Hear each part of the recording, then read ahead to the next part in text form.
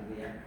Bismillahirrahmanirrahim. Assalamualaikum warahmatullahi wabarakatuh. Waalaikumsalam. Alhamdulillah wassalatu wassalamu ala Rasulillah la haula wala quwwata illa billah. Rabbi sholli wa hlul 'uqdatam min lisani yafqahu qawli. Amma ba'd.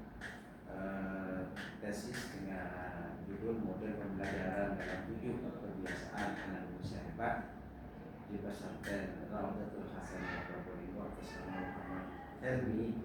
Saya persilakan untuk dipresentasikan minimal 10 menit. Silakan Mas. Assalamualaikum warahmatullahi wabarakatuh. Terima kasih untuk Bapak Profesor Dr. Ahmad Fauzi MDP. Di sini saya ingin membahas tentang tesis yang saya angkat, yaitu model pembelajaran dalam 7 kebiasaan anak Indonesia hebat. Ini merupakan metode pembelajaran dari presiden yang terbaru, yaitu Pak Prabowo. Untuk bukunya sudah ada dan saya ambil minimal ada 7 untuk penelitian terdahulu. Dan di sini kekurangan dari model pembelajaran dalam 7 kebiasaan ini adalah tidak seluruhnya fokus pada siswa. Jadi hanya pada anak. Dan untuk tembakan saya kenapa di pesantren Raudatul Hasanah, karena di penelitian terdahulu kekurangannya adalah di kebiasaan yang tidur secara ini Pak, sesuai waktu. Nah, itu kan tidak terkontrol kalau semuanya yang di sekolah dasar. Tapi kalau di sekolah yang memiliki asrama atau di pondok pesantren yang memiliki sekolah, itu bisa terkontrol untuk tidurnya tepat waktu atau tidak. Jadi kenapa kok saya mengambil pondok pesantren Raudatul Hasanah? Yang pertama, untuk tempat sesuai dengan apa yang ingin saya teliti, yaitu 7 kebiasaan. Yang kedua, ada tempat untuk tidurnya anak. Terus makan sudah tersedia. Jadi saya tidak terlalu fokus pada MDG di sini. Jadi lihat apa yang diberi pondok pesantren. Karena kalau di sekolah dasar sudah ada MDG, tapi kalau pondok pesantren kan biasanya tidak mengikuti MDG. Gitu. Jadi ingin benar-benar saya ngecek sesuai enggak dengan kebutuhan dari anak tersebut. Terus untuk kegiatan ini saya menggunakan pendekatan kualitatif deskriptif dengan metode studi lapangan.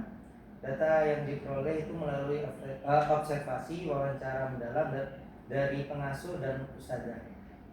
Jadi untuk yang santri sama santriwati juga saya tanyakan, serta dokumentasi kegiatan belajar santri. Untuk 7 kebiasaan, di sini saya sudah bahas di bab keempat. Jadi langsung aja Pak, biar enak. Untuk 7 kebiasaan saya memang perluas. Jadi karena di bukunya itu untuk kebiasaannya memang diperluas agar orang-orang itu bisa enak. Jadi memang di 7 kebiasaan menurut pemerintah ini bukan sebuah metode pembelajaran, tapi pembentukan karakter sendiri. Untuk halamannya,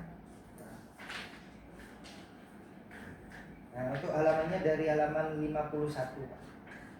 Pelaksanaan model pembelajaran melalui 7 kebiasaan Indonesia Pak.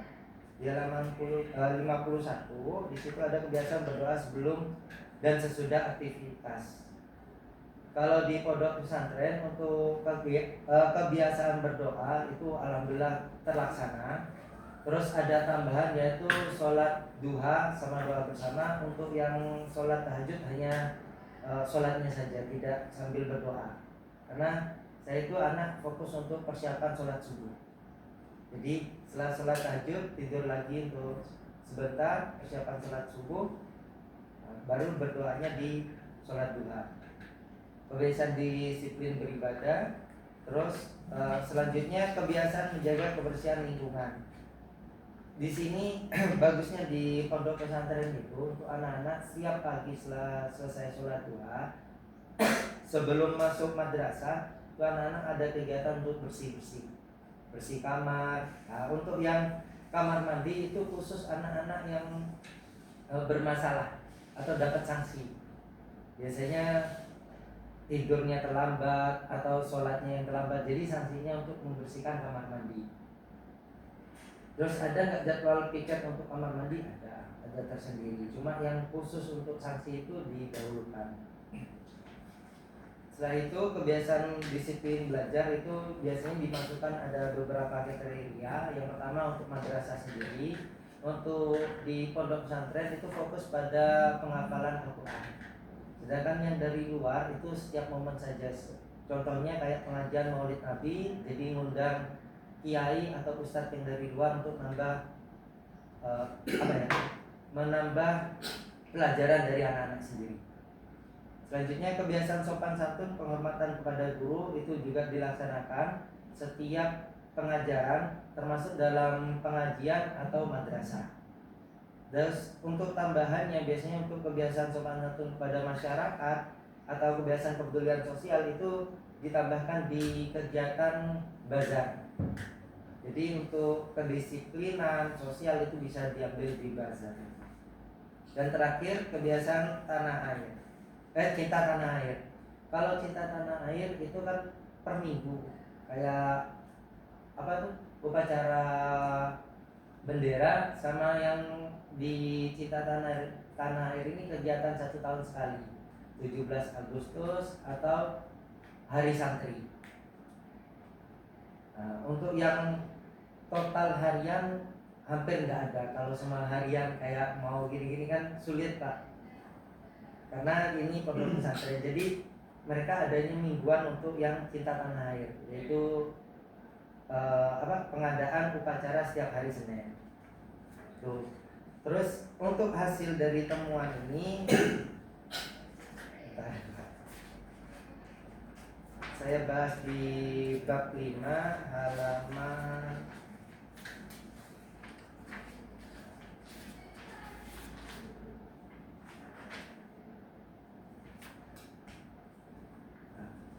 di bab 5 halaman 78. Jadi di sini sudah terjawab untuk 2 rumusan masalah, yaitu pertama bentuk implementasi model pembelajaran dalam 7 kebiasaan Indonesia, Pak.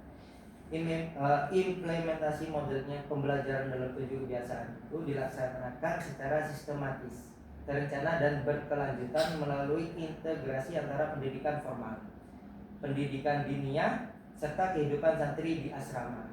Implementasi pembelajaran tidak hanya berlangsung di dalam kelas, tetapi juga mencakup seluruh aktivitas kehidupan santri selama 24 jam.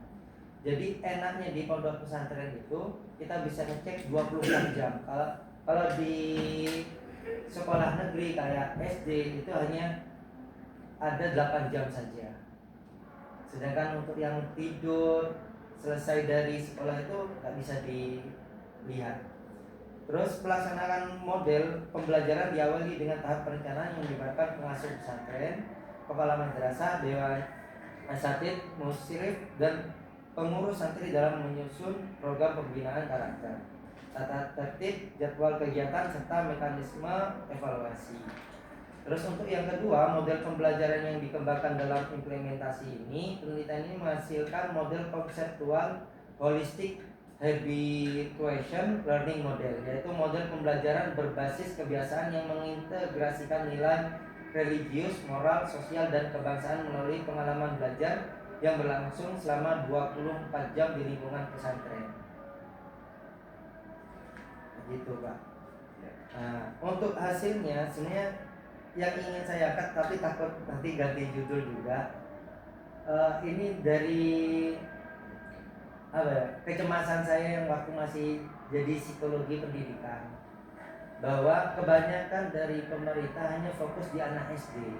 Padahal pembentukan karakter itu bukan cuma pada waktu anak masih sekolah, lulus sekolah pun harus berbentuk. Karena dari kacamata yang selama saya hidup di asrama UIN psikologi itu kelihatan bahwa kebanyakan anak-anak dari pondokan, asli anak pondokan malah yang banyak kasus.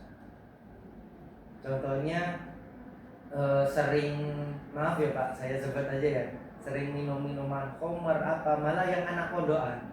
Sedangkan anak-anak yang luar pondokan malah jarang. Saya tanya ke beberapa anak pondokan itu, kenapa kok kamu kayak gini? Mesti alasannya karena saya nggak terlalu bebas. Nah itu.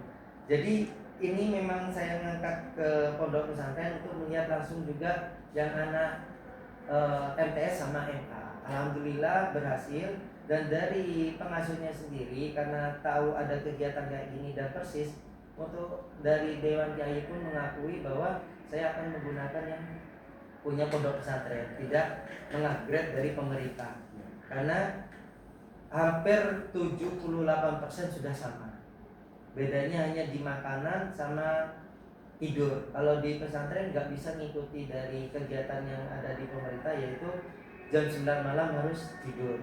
Kalau di pesantren kan masih ada kegiatan kayak mengaji atau ada kegiatan kayak pengajian gitu kan, anak-anak bisa lebih dari jam 9. Itu Pak. Terima kasih.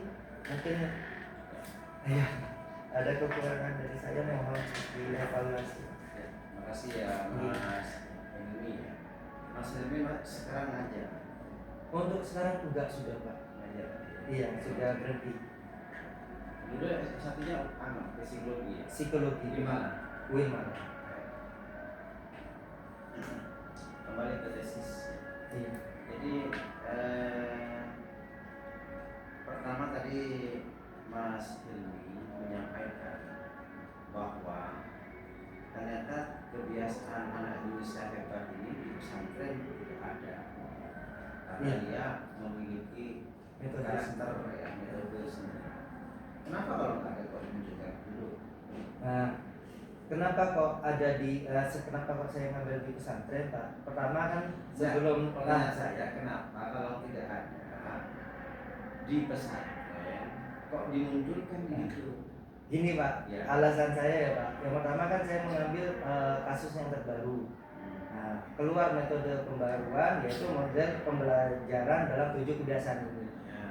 Saya baca hampir semua pondokan sudah melakukan. Oke, tuh. Nah, Baik. Oke. Ini berarti kan pesantren sudah melebihi ekspektasinya. betul.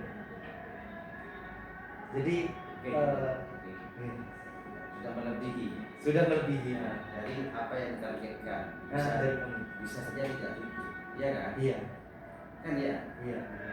Nah, kalau begitu, kenapa masih dimunculkan di dalam 7 kebiasaan Indonesia ini, padahal lebih? Pertama itu mau direnungkan. Oh iya. Yang kedua, sebetulnya 7 dari kebiasaan anak Indonesia ini masuk apa sih?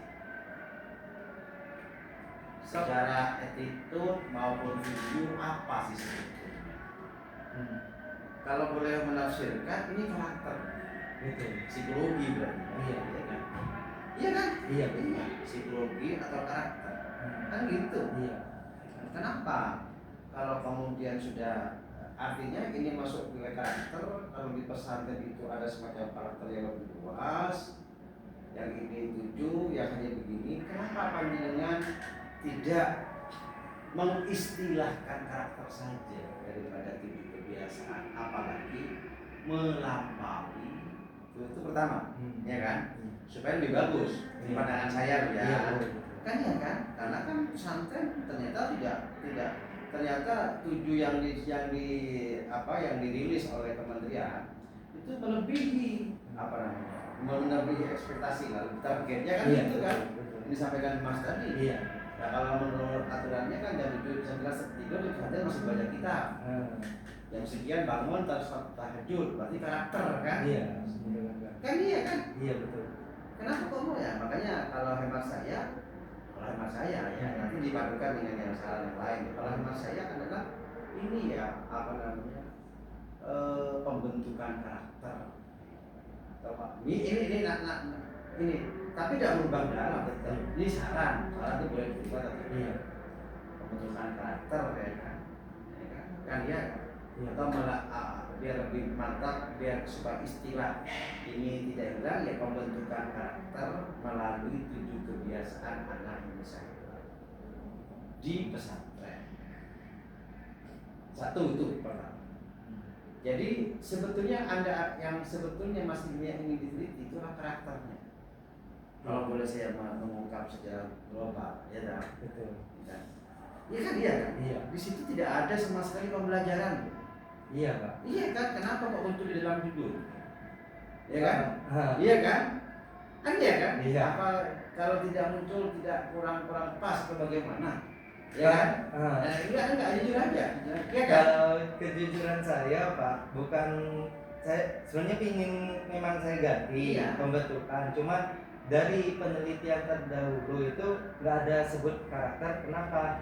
Karena memang sudah di buku atau di pemerintah itu sudah Masuk. iya sudah Iya, masuk, betul. jadi tetap Ya, betul. Iya. Jadi kalau hemat saya, misalnya ya pembentukan karakter melalui 7 kebiasaan jika tidak dihilangkan. iya. Melalui 7 kebiasaan anak yang bisa hebat di pesantren. Atau model pembentukan karakter melalui 7 kebiasaan kan sudah Iya. menjadi model. Jadi kalau lebih simpel, angka 7 dibuang langsung dalam 7 kebiasaan melalui 7 langsung Al-Quran. Ya kan? Jadi model pembentukan karakter melalui 7 kebiasaan anak bisa hebat melalui kebiasaan. Itu kan enak, lebih enak karena yang anda dalami itu sebetulnya ada psikologi. Betul. Makanya tadi saya menyampaikan poin pertama itu. Kedua, kenapa saya mengatakan itu karakter? Ya karena sebagaimana yang kami sampaikan tadi, ternyata di pesantren melebihi gitu loh. Iya. Ya kan? Iya. Kan iya kan? Iya. Melebihi kan. Kalau ini kan 7 itu tidak optimal, tapi maksudnya melampaui. Melampaui. Ya kan? Kan iya kan? Iya. Itu kan. Itu hemat saya. Melampaui. Wis, cukup. Yang kedua tuh ini masih catat mas. Kalau kan yang model ya nanti diterangkan lagi. Iya, Model pembentukan karakter melalui 7 kebiasaan. Kan? Model pembentukan karakter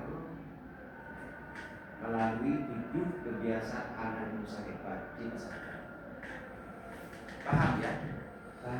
Itu kan lebih karena memang isinya tidak ada dalam pembelajarannya. Semua yang Anda amati adalah karakter kebiasaan di situ, attitude-nya, ya kan? Iya. Dan lain sebagainya. Tidak masuk kepada pembelajaran sama sekali, ya kan? Iya. Karena yang meneliti sebuah kebiasaan yang sudah menjadi habitus dari situ, ya kan? Cukup. Kedua, sebetulnya yang ingin Anda teliti itu apa di sini? Kalau penelitian saya itu inginnya Pak mengangkat jadi kayak gini loh Pak, kebanyakan dari konteks ini aja. Iya. Jadi sistem ini sebenarnya sudah ada. Kenapa kok harus memunculkan yang baru? Kenapa kok lihat dari pesantren? Padahal pesantren ini lebih bagus.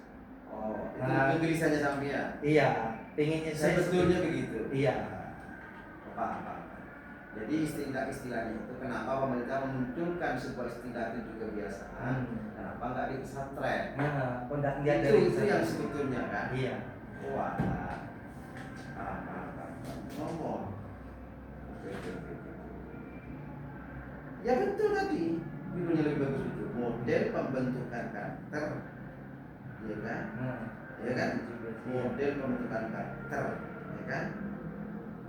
Melalui 7 kebiasaan saya di pesantren. Nah, temuannya ternyata pesantren punya model tersendiri dengan 7 itu. Ternyata ada merumuskan nanti tidak 7.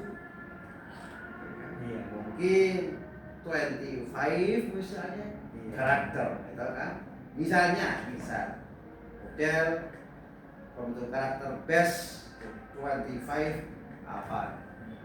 Islamic School kan boleh, iya kan? Tapi kaji teori dengan teori apa? Paham nggak? Iya. Cukup. Yang kedua, iya saya tahu apa yang menjadi berarti ada benturan kan dari tataran kita dari tataran apa namanya istilah yang dimunculkan dengan kemudian yang di lapangan. Oke. Paham itu anunya. Yang ingin diteliti secara spesifik itu apanya?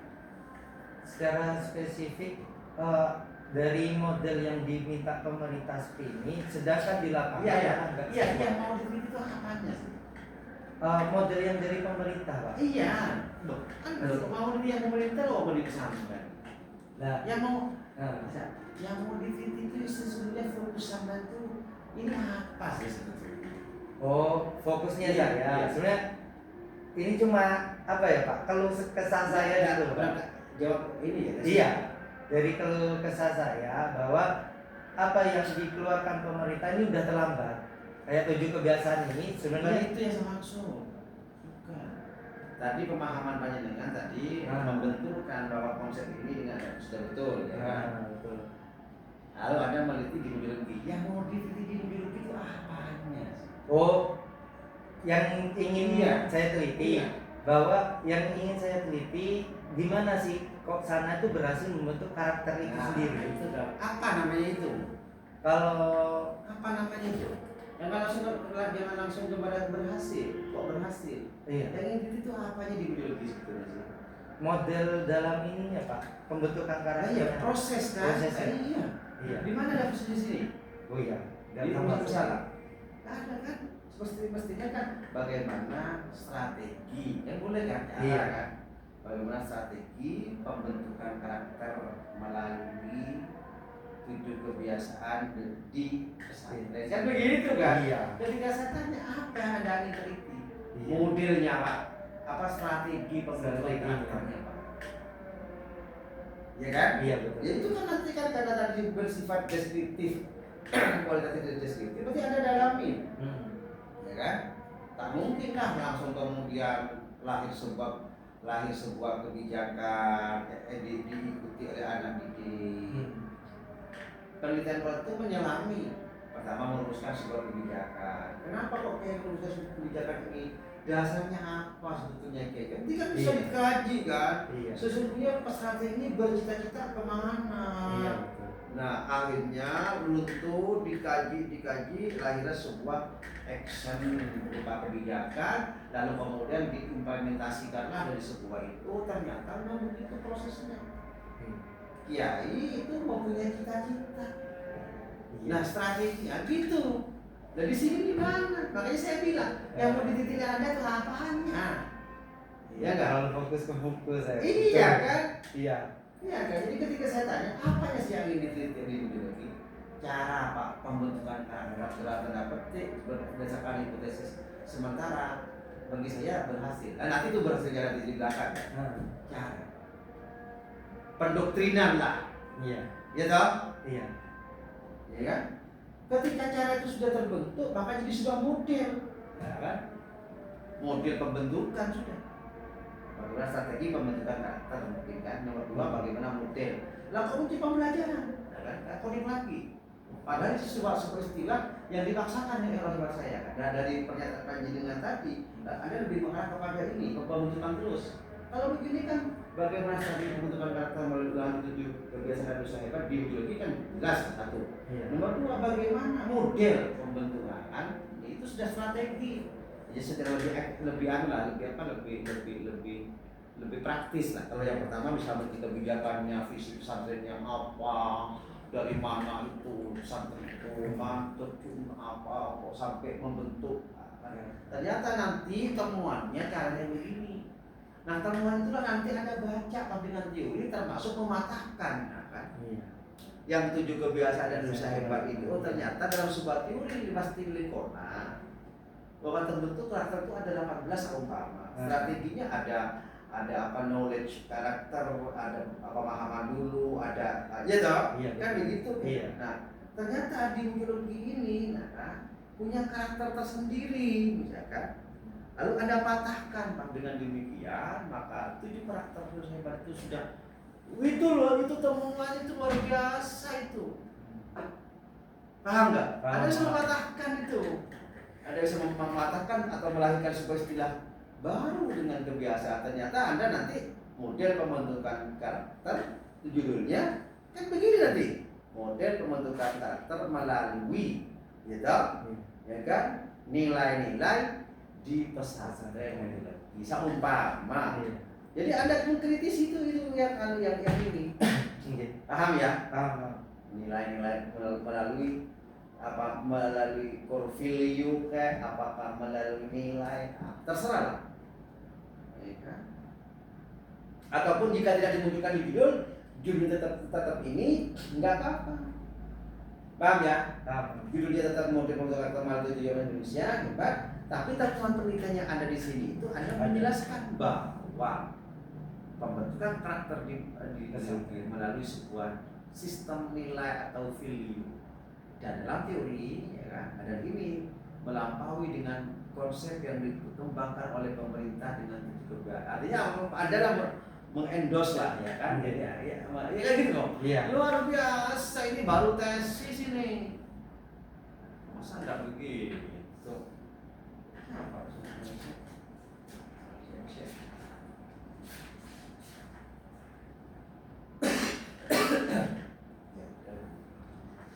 ya, jadi begitu berbunyi. Anda harus berani, Anda magis. Makanya kalau Anda saya tangkap, Anda akan apa? Kalau saya tangkap, Anda kan lebih banyak ke psikologi. Ternyata model si pembimbingan di pesantren itu berbeda.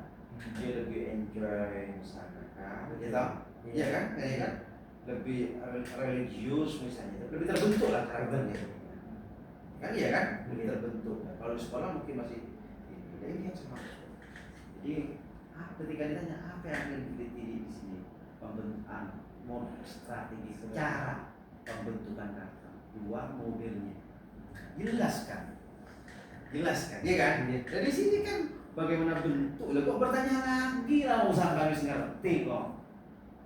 Tadi Anda jelaskan bahwa Anda sudah menyebut mereka beberapa kali, dan bahwa Anda sudah menyampaikan bahwa tujuh kebiasaan ini ternyata melebihi di pesantren. Ya dia tahu. Iya. Berarti Anda pertama itu, yang kedua ingin mengkomparasikan tadi, ya enggak? Iya. Tadi kan punya tanya sampai sendiri. Iya betul. Nah kok masih dijadikan urusan masalah? Lalu masih bilang bagaimana bentuk implementasi? Lebih ngerti kok aku wes tanya nih, gitu. Iya. Pastinya kan, iya kan? Iya betul. Anda ingin melihat muncul lagi, ya kan? Berangkat dari sebuah tulisan yang disebut dengan pembentukan itu hebat ini, yang mendukung, ya kan? Nanti Anda mematahkan, soalnya kan? Apa istilahnya terserah. Boleh mengistilahkan, akademisi kok. Ya bagi saya, bila orang mau rokok, itu kan istilah saya. Anda mau rokok ya Anda teliti lagi. Boleh. Misalnya ada orang mengatakan, enggak semua itu. Anda patahkan saya, tidak Anda teliti lagi. Silakan. Boleh, silakan gitu. Paham nggak? Paham. Seorang ilmuwan itu harus berani melahirkan, tapi tidak sembarangan, tapi tetap berdasarkan ketajaman analisis yang kita baca. Tidak bisa kita kemudian mengistilahkan baru apa, ya kan? Iya betul. Ya saya tidak ngerti juga bagaimana pemerintah kemudian melahirkan tujuh kebiasaan saya, anak hebat, tujuh kebiasaan lalu disebut anak hebat. Masa sih simpel itu, gitu kan? Nah, kan? Ya, iya kan? Apa sih payung filosofisnya apa? Kan ada payung yang mendasari sebuah kebijakan ini kan, baik secara sosiologis atau ilmu filosofi. Kan ada payung itu kan? Payung kan? Kalau dibaca di kan. Apa ini perlu dikaji. Nah, tentu kebiasaan yang saya maksud tadi itu yang Anda berhasil di ideologi itu rata-ratanya mungkin sudah Anda lihat. Saya yakin tahu lah. Misalnya ada santri dari sana itu masih berdiri sudah kan, saya tahu kan, sangat bagus sekali ya. Itu kan tidak bisa mengenal karakter terbentuk kan. Betul-betul sangat saya tahu betul kan. Tapi ini nggak datang dengan sendirinya gitu. Ini pertama kali ada sebuah perusahaan kebijakan ya. Karena penelitiannya kualitatif deskriptif, tentu kebijakan ini juga tak dengan sendirinya. Ada sebuah value yang menjadi dasar terbentuknya kebijakan ini. Kan begitu kan? Kemana ini? Sebetulnya kan sedikit jelas maunya apa sih sebetulnya coba ini kan? Ini nanti siap. Mantap itu. Baru ini tesis ini. Iya. Paham ya? Paham. Rubahnya pembelajarannya gitu. Tapi dipadukan dengan apa? Saya tidak menyatakan sih ya. Saya ngomong saya paham kan? Jadi dipadukan dengan pembimbing yang lain. Mantap. Jadi Anda sudah berani mengistilahkan model pembentukan karakter melalui kebiasaan, ya kan? Bahwa dia mengangkat marwah pesantren satu, ya jelas, kan? Bahwa marwah pesantren punya sistem nilai yang dibangun. Itu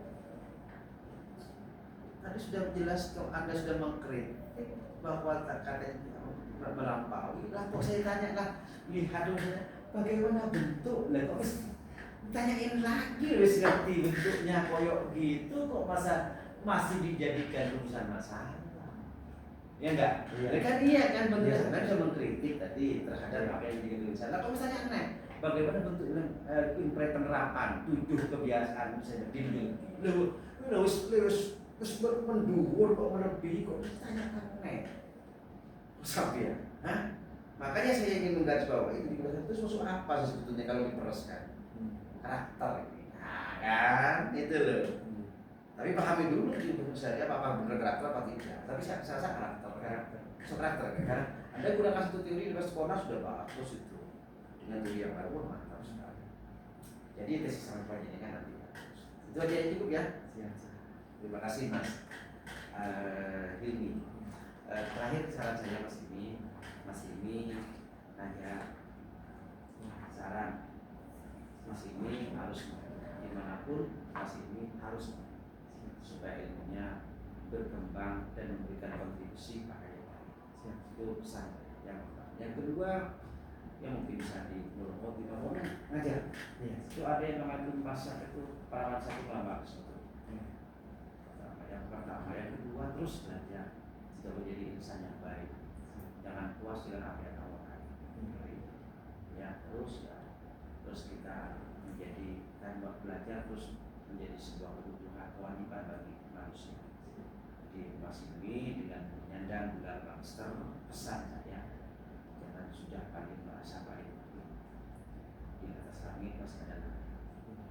Tugas Mas ini terus belajar, pesan saya. Nah, itu yang pertama. Yang kedua ya, jadi terus belajar, tingkatkan kualitas diri kita untuk bermanfaat bagi seluruh. Jadi itu dari Mas Dwi dengan menyandang gelar magister ini maka harus berubah ini dan harus berbeda dengan skripsi. Pola pikir harus dirubah, mindset harus dirubah, harus lebih besar. Kemudian tingkah laku juga karena akan mengikuti langkah-langkah. Itu pesan saya pada Mas ini. Selamat atas Mas ini sudah menyelesaikan magister pendidikan agama di Pasca Sarjana Universitas Glasgow Bingung. Mudah-mudahan ini kita barokah. Kita terus berkiprah Mas ini, ya tidak boleh patah semangat. Makanya saya menyampaikan terus mengajar, terus. Itu saja Mas ini yang dapat saya sampaikan. Kurang lebihnya maaf. Wassalamualaikum warahmatullahi wabarakatuh. Waalaikumsalam. Tutup. Terima kasih Pak, sekian dari saya atas sesi yang saya angkat.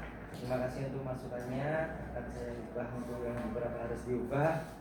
Sekian dari saya Pak, apabila ada kata-kata yang salah saya minta maaf. Wabillahi taufiq wal hidayah. Wassalamualaikum warahmatullahi wabarakatuh.